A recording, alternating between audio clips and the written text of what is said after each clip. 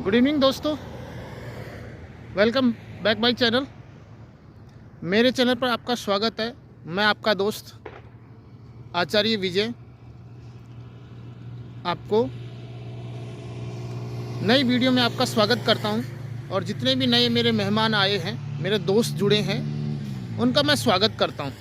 दोस्तों, ये जो वीडियो है ये मैं आपके सामने प्रस्तुत कर रहा हूं।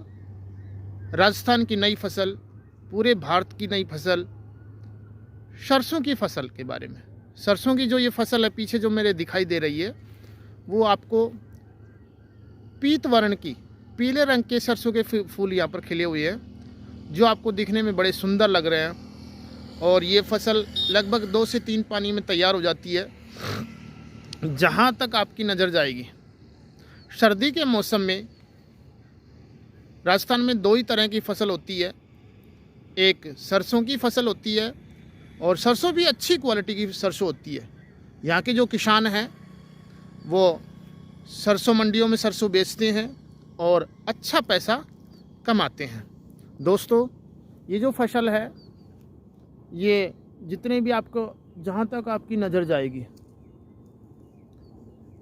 सरसों ही सरसों आपको दिखाई देगी। 2 ही तरह की फसल होती है सर्दी के मौसम में, एक गेहूं की फसल और दूसरी है सरसों की फसल। आपको सामने दिखाऊंगा। ये जो फसल है, ये क्योंकि इसमें सर्दी कम लगती है, फसल अच्छी पक कर के तैयार हो जाती है। और यहाँ की जो मिट्टी है, उस मिट्टी के लिए भी यहाँ ये एक आम बात है कि इस तरह की फसल अच्छी होती है। राजस्थान सरकार भी इसका अच्छा मूल्य देती है।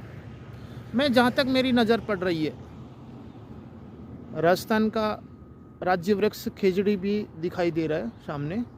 और जहाँ तक मेरी नज़र जाती है, पीले पीले रंग के फूल खिले हुए हैं। उसके बाद धीरे धीरे इसमें फलियाँ आनी शुरू होंगी और सरसों के बीज, सरसों का जो है फसल तैयार होगी पक कर के।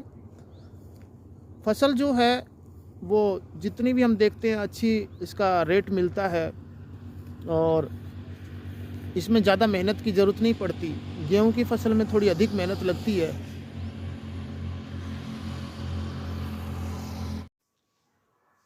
राजस्थान में खरा सोना के नाम से मशहूर है सरसों। राजस्थान राज्य में रबी की फसलों में सरसों एक महत्वपूर्ण फसल है। सरसों की खेती आमतौर पर समस्त राजस्थान में की जाती है। राजस्थान शुष्क प्रदेश होने की वजह से यहाँ पर सिंचाई के अभाव में संरक्षित नमी में भी इसकी खेती आसानी से हो जाती है। इसलिए सिंचाई की सुविधा के अभाव में भी इस फसल की उपज अच्छी होती है। इस फसल में कम सिंचाई सुविधा एवं कम लागत में दूसरी फसलों के मुकाबले सर्वाधिक आय प्राप्त होती है।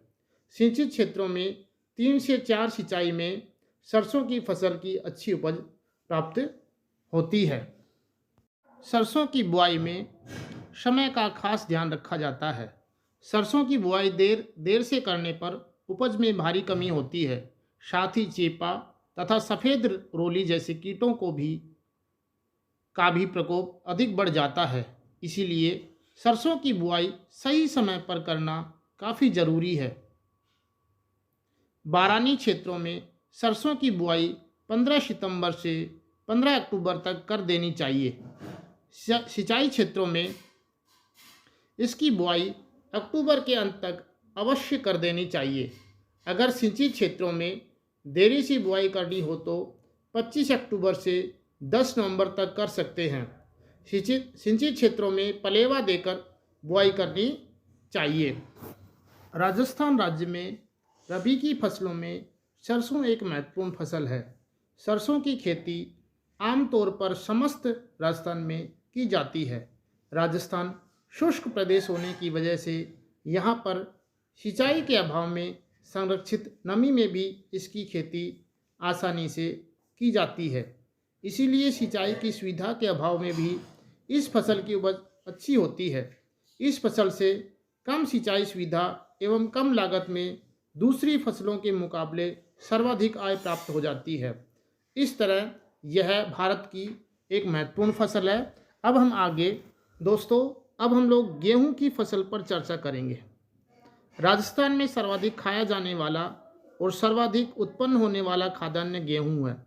देश में गेहूं का सर्वाधिक उत्पादन उत्तर प्रदेश में होता है। राजस्थान गेहूं उत्पादन में देश में चौथा स्थान है। राजस्थान का पूर्वी भाग गेहूं उत्पादन में अग्रणी स्थान रखता है, जबकि श्री गंगानगर जिला राज्य में गेहूं उत्पादन में प्रथम स्थान पर है। गेहूं के अधिक उत्पादन के कारण गंगानगर को राज्य का अन्न भंडार और कमाऊ पूत कहा जाता है। राजस्थान में गेहूं की प्रमुख किस्में सोना, कल्याण, सोनेरा, शरबती, कोहिनूर और मैक्सिन बोई जाती है। तो दर्शकों, मेरे मित्रों, अब मैं आपको एक गीत सुनाता हूँ छोटा सा, आशा है आपको पसंद आएगा। मेरे देश की धरती, मेरे देश की धरती, सोना उगले उगले हीरे मोती, मेरे देश की धरती।